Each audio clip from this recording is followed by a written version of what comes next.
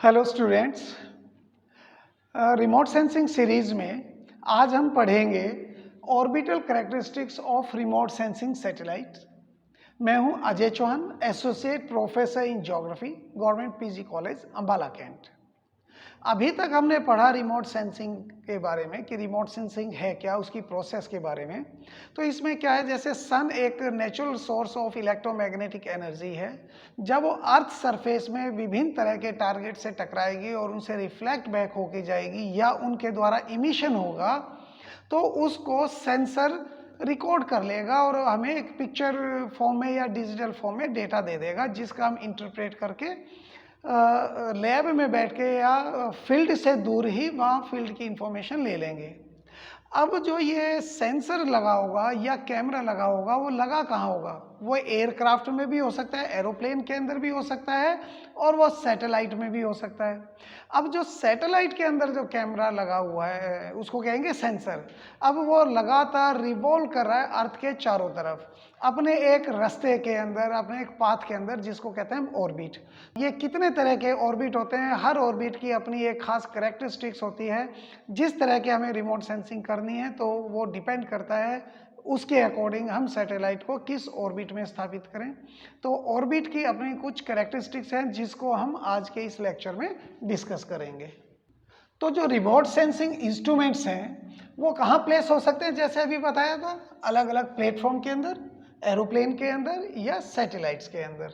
हालांकि जो ground based भी हो सकते हैं, किसी एलिवेटेड प्लेटफॉर्म पे हम लगा सकते हैं, एरियल प्लेटफॉर्म पे लगा सकते हैं और सैटेलाइट्स के ऊपर हम लगा सकते हैं। पर जो सैटेलाइट्स के ऊपर लगे हुए हैं आजकल, इसी का ही सबसे ज़्यादा इस्तेमाल हो रहा है और बहुत तेज़ी से इसका विकास होने लग रहा है। तो आज की जो भी उसकी जो सैटेलाइट्स के ऑर्बिटल की यूनिक कैरेक्टरिस्टिक्स ही इस सेक्शन के अंदर हम पढ़ने वाले हैं। ठीक है, ये सैटेलाइट ऑर्बिट और उनकी कैरेक्टरिस्टिक्स। तो कुछ टर्म्स हैं ऑर्बिट से रिलेटेड, पहले उनको देख लेते हैं। वो रास्ता, कोर्स ऑफ मोशन जो सैटेलाइट एक फॉलो करता है उसको कहते हैं ऑर्बिट। जैसे ये अर्थ है, अर्थ के चारों ऊपर स्पेस के अंदर एक अपने रास्ते पे जा रहे हैं। चाहे ये भी रास्ता हो सकता है, ये भी हो सकता है, ये भी हो सकता है। वो अलग अलग तरह के ऑर्बिट है जिनको आगे हम डिस्कस करेंगे। तो इस रास्ते को हम कहेंगे orbit. The plane in which satellite moves is known as the orbital plane. और ये पूरा एक प्लेन हो गया ना, यहाँ से जैसे ये एक प्लेन है, ये तो ऑर्बिट, और ये ऑर्बिट का पूरा अर्थ को काटता हुआ ये एक प्लेन, इसको कहेंगे ऑर्बिटल प्लेन। ये ऑर्बिटल प्लेन किसी भी तरह से हो सकता है। ये भी एक ऑर्बिटल प्लेन है जो जिस ऑर्बिट के साथ जहां वो घूम रहा है उसके लेके पूरे धरती को काटता हुआ दूसरे छोर तक एक प्लेन हम कल्पना करें, उसको कहेंगे ऑर्बिटल प्लेन। अब ये पूरा एक चक्कर लगाता है अर्थ के चारों ओर, वो कितना टाइम लेगा उसको चक्कर लगाने में, उसको कहेंगे ऑर्बिटल पीरियड। तो डिपेंड करता है ऑर्बिट के ऊपर। अगर ऑर्बिट बड़ा है तो ऑर्बिटल जो पीरियड है वो ज़्यादा हो जाएगा, ऑर्बिट छोटा है तो ऑर्बिटल पीरियड छोटा हो जाएगा। जब सैटेलाइट अर्थ का एक चक्कर लगा रहा है, उसको स्कैन करता जा रहा है, तो जितने रास्ते पर, जितने एक चौड़ी पट्टी पर वो स्कैन करते हुए जा रहा है, ये देखिए, ये अर्थ के ऊपर से जा रहा है, ये एक इतनी चौड़ी पट्टी को स्कैन कर रहा है, यानी कि यहाँ के इमेज लेने लग रहा है वो। तो उस पट्टी को जो अर्थ के ऊपर है उसको बोलेंगे स्वाथ। तो the satellite revolve around the earth, satellite earth के चारों तरफ रिवॉल्व करता है, sees a certain portion of the earth, और एक कुछ पोर्शन को देखता हुआ चलता है, यानी कि स्कैन करता चलता है। उस रास्ते को बोलेंगे स्वाथ। तो ये 10 किलोमीटर से हंड्रेड्स ऑफ किलोमीटर हो सकता है, डिपेंड करता है वो उसका रिजोल्यूशन कितना है, कितनी हाइट के ऊपर है। अगर रिजोल्यूशन ज़्यादा है सैटेलाइट में लगे सेंसर का और हाइट नीचे है तो वो कुछ टेंस ऑफ किलोमीटर को ही इतना स्कैन करेगा, और अगर उसकी हाइट ज़्यादा है या रिजोल्यूशन बहुत कम है तो बहुत बड़े एरिया को स्कैन करेगा। तो ये भी डिपेंड करता है हमें चाहिए क्या, उस हिसाब से सैटेलाइट्स के अंदर सेंसर्स लगे होते हैं और उनकी हाइट को, एल्टीट्यूड को डिसाइड किया जाता है। अर्थ के चारों तरफ ये सैटेलाइट चक्कर लगा रहा है, ये अर्थ, तो ये कुछ नियम को फॉलो करता है तो केपलर साइंटिस्ट हुए थे जिन्होंने सैटेलाइट ये प्लेनेटरी मोशन के ऊपर 3 सिद्धांत दिए थे और उन्हीं सिद्धांतों के आधार पर ये सैटेलाइट को उसकी कक्षा में प्रविष्ट करते हैं और उसी लॉ को ही ये भी फॉलो करते हैं। वो लॉ कौन से थे उनको देख लेते हैं।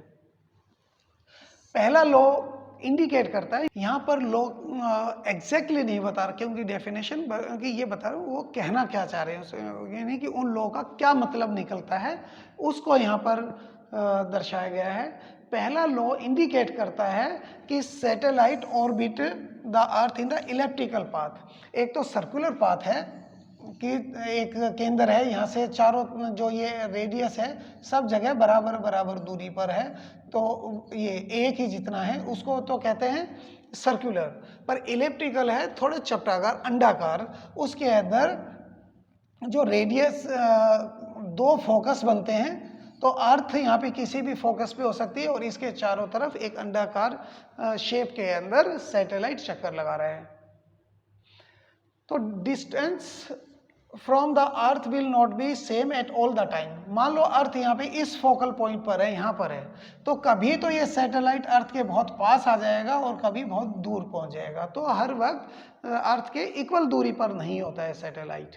अगर कोई सर्कुलर ऑर्बिट है तो उसके अंदर इक्वल दूरी पे होगा, अदरवाइज आमतौर पर इलिप्टिकल पाथ पे ही सैटेलाइट चक्कर लगाता है, तो वो अर्थ से उसकी दूरी अलग अलग समय पर अलग अलग होगी।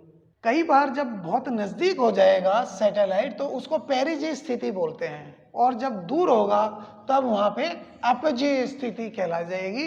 तो यहाँ पे देखें, closest to the earth is known as perigee, और जो फादर्स्ट पॉइंट जो सबसे ज़्यादा दूरी पर है उसको अपजी स्थिति कहेंगे, अपजी पोजिशन कहेंगे। सेकेंड लॉ क्या कह रहे हैं, उसका क्या मतलब निकलता है सेकेंड का। जो स्पीड ऑफ सैटेलाइट है, सैटेलाइट की जो स्पीड है वो सारी जगह एक जैसी नहीं रह सकती, इज नॉट कांस्टेंट, वो चेंज होती रहेगी और will be fastest as the perigee. और जब पेरिजी पर आएगा यानी कि अर्थ के जब पास आएगा यहाँ पर फास्टेस्ट होएगी ये, और जब बहुत दूरी पर होगा वहाँ पे स्लोएस्ट हो गया, बहुत स्लो हो जाएगी यहाँ पे दूरी, यहाँ पे फास्ट वहाँ पर स्लो हो जाएगी, slowest at apogee. Third line indicate करता है कि लार्जर द ऑर्बिट, मान लो ये अर्थ है, इसके चारों तरफ का ऑर्बिट है, एक तो ये ऑर्बिट है और एक ये ऑर्बिट है। अगर लार्जर ऑर्बिट है तो जाहिर है उसके अंदर लॉन्गर ऑर्बिटल पीरियड होगा, जो उसको एक पूरा चक्कर लगाने में समय लगता है वो ज़्यादा होगा। अगर यहाँ पर सैटेलाइट है ये छोटे ऑर्बिट पे करती है तो वो जल्दी एक पूरा चक्कर कर लेते हैं। इनसे रिलेटेड कुछ इक्वेशंस हैं, उसको मैंने जानबूझ के यहाँ पे शामिल नहीं किया है, थोड़ा मैथमेटिकल ज़्यादा हो जाएगा तो इस वजह से उसको यहाँ से हटाया है। पर यहाँ पे एक इक्वेशन लिखी हुई है, जैसे टाइम पीरियड है, टाइम पीरियड की ये इक्वेशन है कि ये अंडर रूट में है सारा, under root 4 pi square R cube, R cube का मतलब रेडियस, और यहाँ पर ये ग्रेविटेशनल कांस्टेंट है, यूनिवर्सल ग्रेविटेशनल कांस्टेंट, और ये मास ऑफ द अर्थ, कि अगर जो टाइम पीरियड है वो सैटेलाइट के वजन के ऊपर डिपेंड नहीं करता, चाहे कितना ही हल्का भारी क्यों ना हो, वो मास ऑफ अर्थ के ऊपर डिपेंड करेगा, रेडियस के ऊपर डिपेंड करेगा कि उसकी कितनी दूरी है। जैसी दूरी बढ़ेगी, अर्थ से जैसे दूरी बढ़ेगी देखो तो उसी प्रोपोर्शन में टाइम भी बढ़ेगा। तो यही है, अर्थ से दूरी बढ़ती है, अगर हमारा ऑर्बिट बड़ा होगा तो टाइम ज़्यादा होगा। यहाँ पे एक और इक्वेशन दिखाई हुई है, यानी कि velocity is equal to gravitational constant, mass of the earth और रेडियस ऑफ द अर्थ और इसका अंडर रूट। तो यहाँ पर दिखाई वेलोसिटी, वेलोसिटी क्या है, मास के ऊपर डिपेंड करती है, अर्थ के मास के ऊपर डिपेंड कर रही है। ग्रेविटेशन कांस्टेंट ये कांस्टेंट ही है, और इन्वर्सली प्रोपोर्शनल है रेडियस के, यानी कि जब रेडियस कम हो जाएगा तो वेलोसिटी बढ़ जाएगी। देखिए यहाँ रेडियस जैसे ही कम होगा वेलोसिटी बढ़ जाती है, तो रेडियस अगर ये बढ़ेगा, ये ज़्यादा बढ़ गया यानी कि ये दूरी बढ़ गई तो वेलोसिटी घट जाएगी, इसलिए जब दूर हो गए तो वेलोसिटी घटेगी। तो चाहो तो ये इक्वेशन क्वेश्चन जब अटेम्प्ट करो उसमें करोगे तो अच्छा रहेगा, अदरवाइज इसको स्किप भी कर सकते हो। How satellites are stabilized in orbit. अब ये जो ऑर्बिट के अंदर एक सैटेलाइट अब स्टेबलाइज्ड कैसे होता है, ये न्यूटन ने इसके बारे में जो लॉ ऑफ ग्रेविटेशन दिया न्यूटन ने, तो उसके आधार पर ही ये कि वो स्टेबलाइज कैसे रहेगा अपने रास्ते में, कि गिर क्यों नहीं जाता है या अपने उससे दूर क्यों नहीं चला जाता है, एक ही पाथ पे क्यों मेंटेन रहता है। तो 1687 में सर इसाक न्यूटन महोदय ने एक्सप्लेन किया था कि सैटेलाइट जब चारों तरफ घूम रहा है अर्थ के, तो अर्थ उसके ऊपर एक ग्रेविटेशनल फोर्स लगाएगी। उस ग्रेविटेशनल फोर्स को कह देते हैं सेंट्रीपिटल फोर्स अपनी तरफ से है। और सैटेलाइट क्या है, अपने उस पोजीशन से दूर जाना चाहता है, बाहर की तरफ जाना चाहता है स्पेस में दूर, तो उसको कह देते हैं सेंट्रीफ्यूगल फोर्स। तो अगर चारों तरफ चक्कर लगा रहा है सैटेलाइट, स्टेबलाइज है, तो इस सेंट्रीपिटल और सेंट्रीफ्यूगल फोर्स को इक्वल होना चाहिए। जब इक्वल हैं तब क्या होगा, यहाँ से भी फोर्स लग रही है और यहाँ से भी फोर्स लग रही है, तो ये इसके दोनों की जब इक्वल फोर्स है तो इसके टेंजेंट यानी कि 90 डिग्री पे मुड़ेगा। तो हर पॉइंट पे ये स्थिति होगी, तो इस तरह से जाएगा, हर पॉइंट पे स्थिति होगी और अल्टीमेटली अपने इस इलिप्टिकल या सर्कुलर पाथ पर वो स्थापित हो जाएगा। तो ग्रेविटी का एक बहुत बड़ा रोल है अर्थ की ग्रेविटी का, जो जिसकी वजह से ये चारों तरफ एक मूवमेंट बनाए रखता है। ऑर्बिटल प्लेन कौन कौन से हैं और इंक्लिनेशन ऑफ ऑर्बिट के बारे में अब जानेंगे। पहले भी जैसे मेंशन किया था, plane in which the satellite move, वो प्लेन जिसमें सैटेलाइट मूव करता है ऑर्बिटल प्लेन है। जैसे ये इक्वेटर के ऊपर, यहाँ पे इक्वेटर है ना, इक्वेटर के ऊपर अगर मूव कर रहा है, ये तो हो गया ऑर्बिटल पाथ, पर पूरा पूरा ये सारा का सारा एक धरती को काटता हुआ जो ये एक प्लेन बना, वो बन गया orbital plane. Plane that contains the earth equator, वो प्लेन जिसमें अर्थ इक्वेटर आ जाती है उसको इक्वेटोरियल प्लेन कहेंगे। जैसे कि ये इक्वेटोरियल प्लेन है ना, ये इक्वेटर के ऊपर घूम रहा है सैटेलाइट, तो ये इक्वेटोरियल ऑर्बिट हो गया। और ये पूरा प्लेन आ गया, वो एक काटती हुई, अगर ये एक प्लेट की तरह हम कल्पना करें जिसने अर्थ को काटा हुआ है, तो बिल्कुल बीचों बीच इस तरह से, तो ये इक्वेटोरियल प्लेन आ गया। अगर इक्वेटोरियल प्लेन के ऊपर सैटेलाइट नहीं है, उससे किसी एंगल के ऊपर है, तो उसको कह देते हैं इंक्लिनेशन ऑफ द ऑर्बिट, की ऑर्बिट का इंक्लिनेशन। मान लो या सैटेलाइट इक्वेटोरियल प्लेन नहीं है, इक्वेटोरियल प्लेन के 90 डिग्री पर है, ये है इक्वेटोरियल प्लेन के 90 डिग्री पे, या कोई और 80 डिग्री पर है, तो कितना उसे इक्वेटोरियल पे ये एंगल बनाता है इक्वेटोरियल प्लेन को, उसको कहते हैं इंक्लिनेशन। ठीक है, तो ये आ जाएगा इंक्लिनेशन। ये एंगल इक्वेटोरियल प्लेन के साथ क्या एंगल बन रहा है, इंक्लिनेशन ऑफ ऑर्बिट। तो इंक्लिनेशन ऑफ इक्वेटोरियल ऑर्बिट कितना होगा, कि वहां 0 डिग्री होगा, जाहिर है। और ये जब बिल्कुल पोल के ऊपर आ गए, ये 90 डिग्री का कौन बना रहा है, यानी कि इंक्लिनेशन इज 90 डिग्री। जब 90 डिग्री पे आ जाता है तो उसको कह देंगे पोलर ऑर्बिट। जब ऑर्बिटल प्लेन उसमें इंक्लिनेशन है 0 से 90 डिग्री का है, इनकी 0 से ज़्यादा हो और 90 डिग्री तक हो, तो उसको इंक्लाइंड प्लेन कह देते हैं, यानी कि 0 से थोड़ा ज़्यादा, उसके बाद 90 डिग्री। ये तो 0 डिग्री का प्लेन है। जैसे जैसे ये ऑर्बिटल प्लेन मूव करेगा तो वो सारे के सारे इंक्लाइंड ऑर्बिट हो जाएंगे। 90 डिग्री का स्पेशल नाम दे रहा हुआ है पोलर ऑर्बिट। तो हम ये कह सकते हैं 90 वाला पोलर ऑर्बिट, इक्वेटर पे इक्वेटोरियल ऑर्बिट, पोलर ऑर्बिट और इक्वेटोरियल ऑर्बिट में उनके अलावा जितने भी अगर ऑर्बिट बनते हैं वो सारे के सारे इंक्लाइंड ऑर्बिट हो जाएंगे। अगर ये इंक्लाइंड ऑर्बिट बहुत ज़्यादा इसके पोल के पास है, यहाँ से आ रहा है, पोलर वाइज है, ये पोल है, पोल के पास से आ रहा है ये वाला, तो उसको कह देते हैं नियर पोलर ऑर्बिट। जो रिमोट सेंसिंग सैटेलाइट है, जो सर्वेइंग में काम आएंगे, रिसोर्स की मैपिंग के अंदर जो काम आते हैं, जिसके बारे में हम पढ़ ही रहे हैं कि जो अर्थ सरफेस के बारे में जानकारी लेना बिना फील्ड में गए, तो जिसमें वो सैटेलाइट्स यूज़ हो रहे हैं रिमोट सेंसिंग सैटेलाइट्स में, तो वो नियर पोलर ऑर्बिट में ही रखे जाते हैं, वो इस ऑर्बिट के अंदर होते हैं, नियर पोलर में। तो रिमोट सेंसिंग सैटेलाइट को इसी तरह से डिज़ाइन किया जाता है कि वो नियर पोलर ऑर्बिट कि नॉर्थ से साउथ की तरफ से मूव करेंगे, और वो क्या होगा, इन conjunction with the earth rotation. जो अर्थ रोटेट कर रही है वेस्ट टू ईस्ट, ये वेस्ट ये ईस्ट, तो इस तरह से अर्थ रोटेट कर रही है। क्या होगा, ये नियर पोलर ये घूमते रहेंगे नॉर्थ साउथ और अर्थ वेस्ट टू ईस्ट। तो पता चलेगा जब अभी यहाँ पे इसको स्कैन कर रहा है, फिर थोड़ी देर बाद में ये हिस्सा इसके नीचे आ जाएगा तो इस हिस्से को स्कैन करेगी, फिर और इधर मूव करेगा तो ये हिस्सा इस हिस्से के नीचे आ जाए तो उसकी स्कैनिंग हो जाएगी। इस तरह से पूरा का पूरा अर्थ सरफेस को कवर कर लेगा और सर्टेन पीरियड ऑफ टाइम, कुछ समय के अंदर। वो कितने समय में करता है वो उसका टेम्पोरल रिजोल्यूशन हो जाएगा। अब देख लेते हैं एल्टीट्यूड ऑफ सैटेलाइट। सैटेलाइट की ऊंचाई, उसके आधार पर भी ऑर्बिट्स हैं, वो अलग अलग तरह के हो सकते हैं। अगर सैटेलाइट की ऊंचाई 2000 किलोमीटर तक है तो उसको कहेंगे रिमोट सेंसिंग सैटेलाइट, जिसके बारे में हम चर्चा कर रहे हैं सारा। और अगर 2000 किलोमीटर से ऊपर और 35,786 किलोमीटर के बीच में है उसको मीडियम अर्थ ऑर्बिट कहेंगे। जैसे ये लो अर्थ ऑर्बिट है, लो अर्थ ऑर्बिट, ये हो जाएगा मीडियम अर्थ ऑर्बिट, और इससे ऊपर है वो हाई अर्थ ऑर्बिट हो जाएगा, हाई अर्थ ऑर्बिट। तो अलग अलग ऑर्बिट में अलग अलग तरह के सैटेलाइट्स को रखा जाता है, डिपेंड करता है हमारी रिक्वायरमेंट के। जैसे जो दूर संचार के अंदर मौसम की जानकारी के लिए जो सैटेलाइट होते हैं वो इस ऑर्बिट में रखे जाते हैं, जो जीपीएस सैटेलाइट है वो इस ऑर्बिट के अंदर रखे जाते हैं, और रिमोट सेंसिंग सैटेलाइट इस ऑर्बिट के अंदर रखे जाएंगे।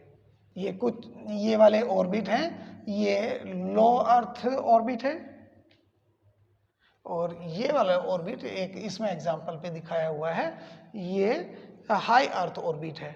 इसकी ऊंचाई 35,786 किलोमीटर के ऊपर वहां पे रखा गया है। जियो सिंक्रोनस सैटेलाइट भी बोल देते हैं इनको। अब सिंक्रोनाइजेशन ऑर्बिट को देखते हैं कि सिंक्रोनाइजेशन का मतलब कि अर्थ के मूवमेंट के हिसाब से वो किस तरह से सिंक्रोनाइज है। कुछ ऐसे भी हो सकते हैं जितनी देर में अर्थ अपना एक पूरा चक्कर लगा रही है वो भी उसके साथ साथ सैटेलाइट चक्कर लगा रहा है, बिल्कुल दोनों की मूवमेंट सिंक्रोनाइज है। यानी कि एक तरह से देखें सैटेलाइट केवल अर्थ के एक ही हिस्से को देखता है, पर इस तरह से भी सिंक्रोनाइज किए जा सकते हैं कि उसको एक पर्टिकुलर एंगल पर ही, जब वो क्रॉस करता है लैटिट्यूड को, किसी भी लैटिट्यूड को, एक पर्टिकुलर एंगल पर ही उसको सन मिले। जैसे अगर वो उसको मान लो इक्वेटर क्रॉस कर रहा है, अगर वो 10 बजे इक्वेटर क्रॉस कर रहा है तो हर वक्त जब भी वो इक्वेटर को क्रॉस करेगा तो लोकल टाइम 10 बजे होगा। लोकल टाइम 10 बजे का मतलब सन की एक जो तिरछीपन है किरणों में वो फिक्स होगा। तो इस तरह की सिंक्रोनाइजेशन अर्थ के हिसाब से की जाती है, डिपेंड करता है हमारे यूजेस के ऊपर। तो पहले जान लेते हैं सिंक्रोनाइजेशन ऑर्बिट क्या होते हैं। तो इसमें बहुत से कई तरह के सिंक्रोनाइजेशन होते हैं, जैसे अभी बताया था। कुछ है जैसे 35,786 किलोमीटर की ऊंचाई पर जो ऑर्बिट है, उस ऑर्बिट में स्थापित सैटेलाइट पूरा एक चक्कर लगाने में जो उसका ऑर्बिटल पीरियड है वो 1 साइडल डे है, यानी कि 23 घंटे 56 मिनट 4.091 सेकेंड। अर्थ का भी इतना ही है, 24 घंटे तो पूरा दिन है ना, क्योंकि एक्चुअली अर्थ अपना आप रोटेट करती है अपने, वो 1 साइडल डे कहलाता है, 23 घंटे 56 मिनट और 4 सेकेंड। तो ये क्या हो गया, एक तरह से अब इसका जो रिवोल्यूशन है सैटेलाइट का और अर्थ का रोटेशन है वो सेम टाइम पे हो रहे हैं। तो इस तरह के सैटेलाइट को कहते हैं geosynchronous orbit. Geosynchronous orbit का मतलब है कि वो सिंक्रोनाइज्ड है rotation period of the earth, earth के रोटेशन पीरियड के हिसाब से सिंक्रोनाइज हो गया है। तो ये अलग अलग प्लेन के अंदर हो सकते हैं, ये इक्वेटर प्लेन पे भी हो सकता है, ठीक है, इक्वेटर पे हो सकता है, इंक्लाइंड प्लेन पे होता है, पोलर वाइज या नियर पोलर वाइज कोई भी प्लेन हो सकता है। परंतु वो प्लेन जो इक्वेटर के ऊपर है, ये इक्वेटर के ऊपर जो प्लेन है उस प्लेन को कहते हैं जियो स्टेशनरी ऑर्बिट। ये special kind of Jio synchronous orbit है। ये तीनों ही जियो सिंक्रोनस है। जियो सिंक्रोनस का मतलब अर्थ जितने टाइम में रोटेट होती है उतने टाइम में वो एक पूरा रिवोल्यूशन कंप्लीट करता है। परंतु इक्वेटोरियल ऑर्बिट के ऊपर अगर सैटेलाइट रखा हुआ है तो वो special kind of Jio synchronous हो गया, उसको कहते हैं जियो स्टेशनरी ऑर्बिट, या जो सैटेलाइट वहां होगा जियो stationery satellite.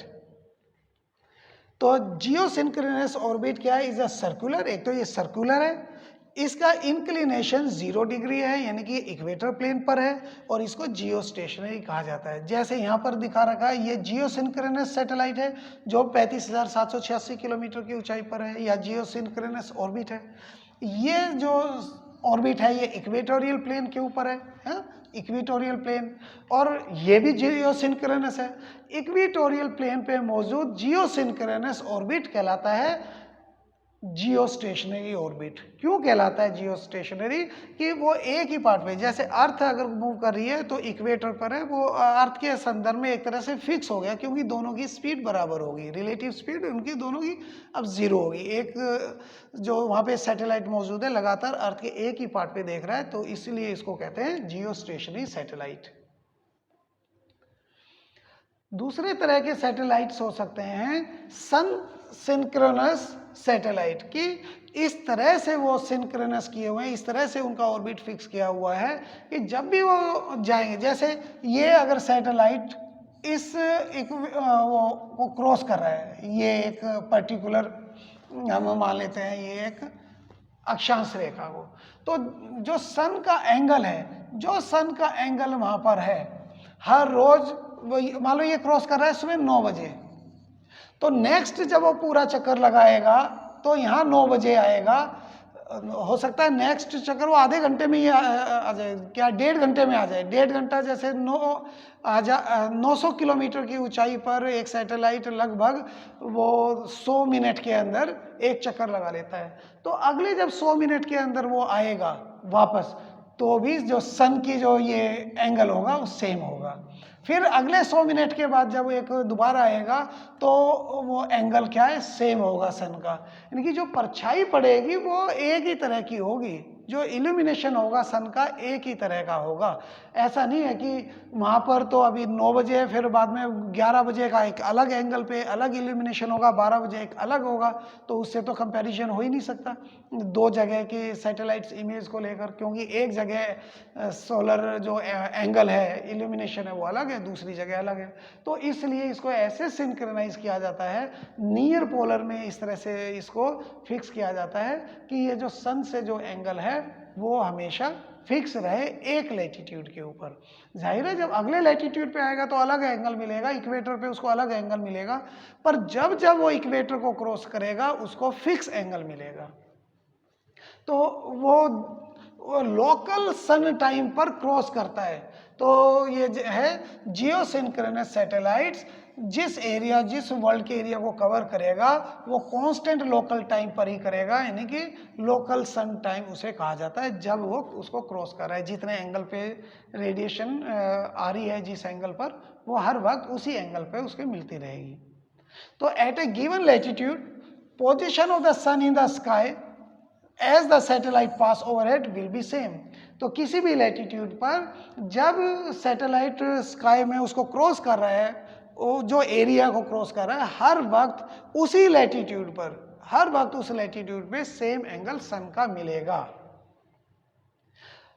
With in the same season, पर सेम सीजन में, क्योंकि सीजन वाइज जैसे सन की एपरेंट साउथ की तरफ शिफ्ट होगा, अगर गर्मियों में नॉर्थ पे है तो साउथ की तरफ शिफ्ट होगा। ये देखें, ये मान लो एक लैटिट्यूड पे क्रॉस कर रहे हैं तो हर वक्त यही एंगल मिलना है समर के अंदर, पर जैसे स्प्रिंग या फॉल आए या बसंत ऋतु आई, पतझड़ ऋतु आई, फिर उसके बाद सर्दियां आई, तो ये एंगल में थोड़ा थोड़ा परिवर्तन जरूर होगा। तो सीजनल वेरिएशन तो होगा। एक तो आप जुलाई महीने की देख रहे हैं और दूसरे दिसंबर महीने की सैटेलाइट इमेज देख रहे हैं, तब ये जो सोलर का एंगल होगा इल्यूमिनेशन का तब डिफरेंट होगा। पर अगर आप जुलाई महीने में देख रहे हैं, 1 तारीख को, 3 तारीख को, 5 तारीख को, उसमें देख रहे हैं, तो वो एंगल ऑलमोस्ट सेम होगा। अब देखते हैं असेंडिंग एंड डिसेंडिंग पास। तो जब नियर पोलर है, पोलर सैटेलाइट है, तो उसमें जैसे ये सैटेलाइट एक पूरा ये चक्कर लगा रहा है नीचे, यहाँ ऊपर से एक तरह से देख लें नीचे उतर रहा है तो इसको डिसेंडिंग पास कहेंगे। यहाँ से देखें नीचे से ये बैक साइड में ऊपर चढ़ रहा है तो उसको हम असेंडिंग पास कह देंगे। तो ये जो सैटेलाइट ट्रेवल नॉर्थवर्ड एक साइड पे नॉर्थवर्ड जाता है और दूसरी साइड से साउथवर्ड, साउथ सदर्न पोल की तरफ जाता है। तो इसी को असेंडिंग और डिसेंडिंग पास कहते हैं। अगर ये ऑर्बिट को सन के हिसाब से सिंक्रोनाइज किया होगा तो जो असेंडिंग पास है, जब ये ऊपर जाता है तो ज़्यादा चांस होगा, इस तरह सेट किया कि शेडोड साइड, वो शेडो साइड में, ये सनलाइट है तो इसके अपोजिट में शेडो साइड है। जब ये असेंड करेगा वो शेडो साइड से असेंड करेगा, और जब वो डिसेंड करेगा तब सनलाइट साइड पे करेगा। अब जब डिसेंड कर रहा है, नीचे आ रहा है, तो सन वाली साइड पे डिसेंड कर रहा है। तो जो इस सैटेलाइट में जब सेंसर लगे होंगे वो क्या करेंगे, जब डिसेंड कर रहा होगा, ऊपर से नीचे हो रहा होगा इस वक्त पे, तो वहाँ पर वो इमेज लेंगे सरफेस की जहाँ सोलर इल्यूमिनेशन अवेलेबल होगा, क्योंकि सनलाइट को तो रिफ्लेक्ट करेगी। तो उसमें जो ऑप्टिकल सेंसर्स लगे होंगे वो केवल दिन के वक्त लेंगे। और जो बैक साइड में जब जाएगा, जब वो एसेंड कर रहा होगा, ऊपर चढ़ रहा होगा, वो अंधेरे में होगा, सनलाइट नहीं होगी, तो वहाँ पर ऑप्टिकल सेंसर्स काम नहीं करेंगे, तो वहाँ की कोई इमेज नहीं लेंगे। परंतु इसके साथ और भी सेंसर थे, जैसे हमने पहले भी डिस्कस किया, एक्टिव सेंसर, जो अपनी खुद की इलेक्ट्रोमैग्नेटिक रेडिएशन, एक वेवलेंथ, खास वेवलेंथ की इलेक्ट्रोमैग्नेटिक रेडिएशन छोड़ेगा और उसे टकरा के अर्थ से फिर उसको ग्रहण कर लेगा, रिकॉर्ड कर लेगा। तो वो क्या कर सकते हैं, वो यहाँ पर भी काम कर सकते हैं, डिसेंडिंग में भी काम कर सकते हैं, और जो बैक साइड में जब एसेंड कर रहा है, ऊपर जा रहा है साउथ से नॉर्थ की तरफ, वो वहाँ भी काम कर सकते हैं, क्योंकि वो सन के ऊपर तो डिपेंड है नहीं।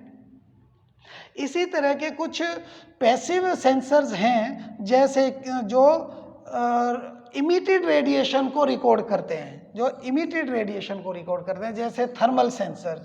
तो थर्मल सेंसर भी ये डिसेंड के वक्त भी, जब ऊपर से नीचे आ रहा है इस तरफ से, लाइट की तरफ से भी, और उसके अंधेरे वाले एरिया में भी कर सकता है, क्योंकि रात के वक्त भी अर्थ अपने थर्मल इंफ्रारेड रेडिएशन को निकालती रहती है, जिसको थर्मल सेंसर्स रिकॉर्ड कर लेंगे और वो रिमोट सेंसिंग कर सकते हैं। तो देखा, एक्टिव रिमोट सेंसिंग और थर्मल रिमोट सेंसिंग वो तो दोनों तरफ हो सकती है, परंतु जो ऑप्टिकल रिमोट सेंसिंग है, जो सनलाइट के ऊपर डिपेंड करती है कि सनलाइट के जो रिफ्लेक्टेड जो पोर्शन जाएगा टारगेट के द्वारा, जिसको रिकॉर्ड करेगी, वो केवल ये डिसेंडिंग के समय में होगा। तो ये कुछ इसकी करैक्टरिस्टिक्स थी, जो ऑर्बिट की करैक्टरिस्टिक्स है अपनी खास। तो हम अपना क्या पर्पज़ है, उसके ऑर्बिट की करैक्टरिस्टिक्स के अनुसार ही हम सैटेलाइट्स को वहाँ पे स्थापित करेंगे। अगर पर्पज़ ये है, हमें मौसम की जानकारी चाहिए, तो वो ज़रूरी है लगातार एक ही जगह पर केंद्रित रहे, जहाँ पर वो बादलों का बनना, हवाओं का वो सारा जो मॉइस्चर कंटेंट, वो सबको ग्रहण कर सके। तो वो होगा इक्वेटोरियल प्लेन के ऊपर, और लगभग 36,000 किलोमीटर की ऊंचाई पर जियो स्टेशनरी सैटेलाइट होगा। और अगर हमें लेने हैं सर्वेइंग के लिए, रिसोर्स मैपिंग के लिए हमें जानकारी चाहिए, तो उसके लिए नियर पोलर सैटेलाइट ले लेंगे, और वो उसको सिंक्रोनाइज किया हुआ है कि वो सनलाइट लगातार एक ही एंगल पे पड़ते रहें। तो ये करैक्टरिस्टिक्स इसलिए जानना जरूरी था कि जब हम रिमोट सेंसिंग कर रहे हैं तो हमारे सैटेलाइट किस कक्षा में या किस ऑर्बिट में स्थापित है, तो उस ऑर्बिट की अपनी इनबिल्ट करैक्टरिस्टिक्स ये सब थी। तो वो जान के हम इंटरप्रिटेशन में हमें और सहयोग मिलेगा। इसी तरह जब गर्मी और सर्दी के जब सीजन की करेंगे तो हमें पता चलेगा इल्यूमिनेशन का कुछ एंगल का फर्क होगा। तो ये जानकारी ज़रूरी है इंटरप्रिटेशन के लिए। तो उम्मीद है ये समझ में आया होगा। तो मिलते हैं फिर नेक्स्ट लेक्चर में। Thank you.